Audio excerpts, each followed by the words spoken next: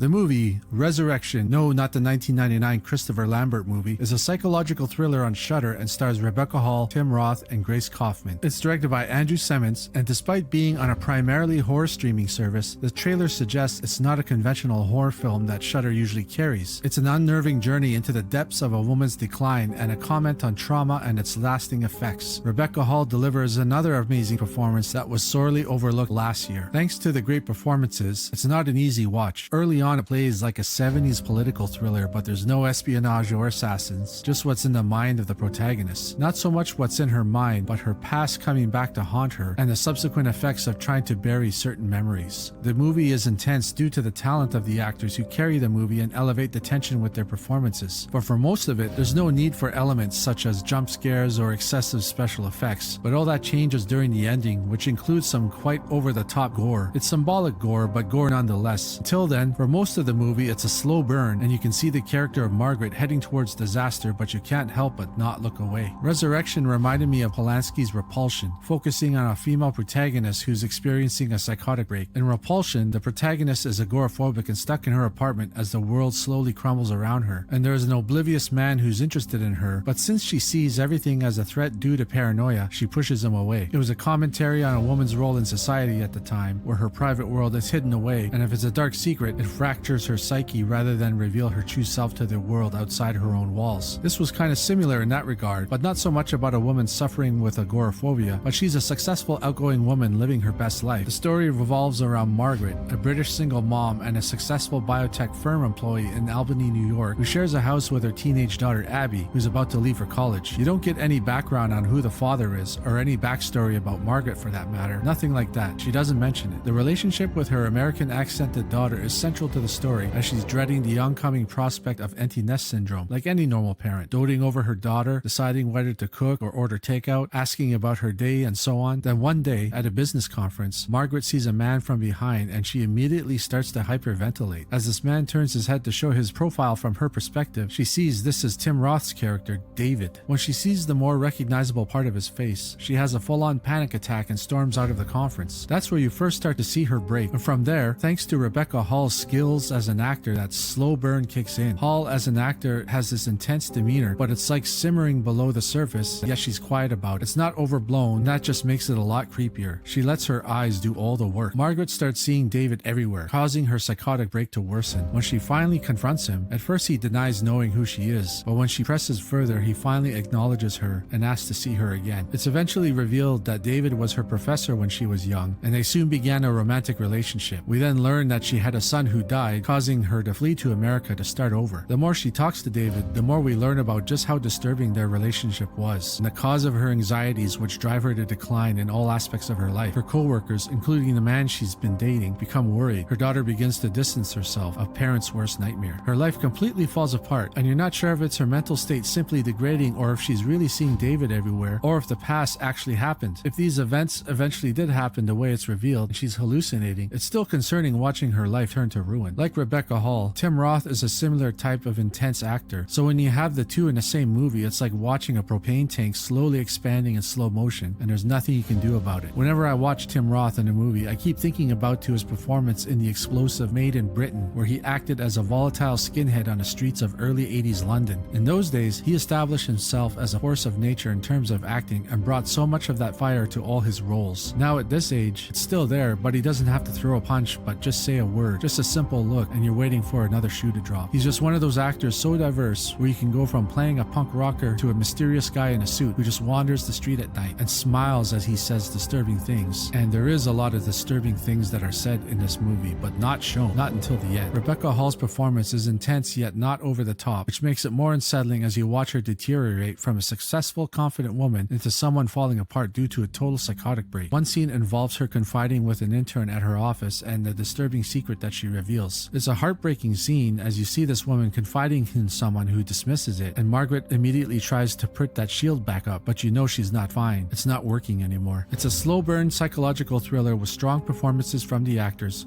including the daughter, who brings a realistic portrayal to the typical parent-child relationship. You can't help but feel for the daughter as the tension builds. If you're expecting a frightening horror film with a super happy ending, it's not that. It's more about one woman's trauma from her teen years and how she processes it and how it changes her life as her own daughter becomes independent. Perhaps it's her anxiety as a mother which drives this psychosis which she kept hidden for so long from the trauma. The years she spent building up that wall, we meet her when this facade comes crumbling down and everything that she fought to protect and keep close, she chases away inadvertently. It's a Shakespearean definition of a tragedy, as the character's flaws cause their own demise, and not necessarily because of their own doing. The movie is nicely directed, shot, and edited to present that subtle form of psychological torment the character is experiencing. She's in this flat-colored world where she's perfectly content without any bursts of color, which arrives at the end in an extreme manner. If you're in a bad mood and feeling bad about yourself, if you watch this, your attention will be directed to the character of Margaret, and you'll soon forget about your own problems, and you'll squirm in your seat as her life completely falls apart. I highly recommend Resurrection as a study in great acting. It's a shame that movies like this don't get more attention during award season. Thanks for watching. If you saw this movie, leave a comment below what you think. If you don't have Shudder, I have a link in the pinned comment for a free trial if you like. If you're a movie lover, check out my other videos linked just to the sides. Also, check our links below for our physical media store, Terminal City Collectibles. And if you enjoyed what you saw, please like, share, and subscribe for more movie goodness in the future. Film Dweeb, out.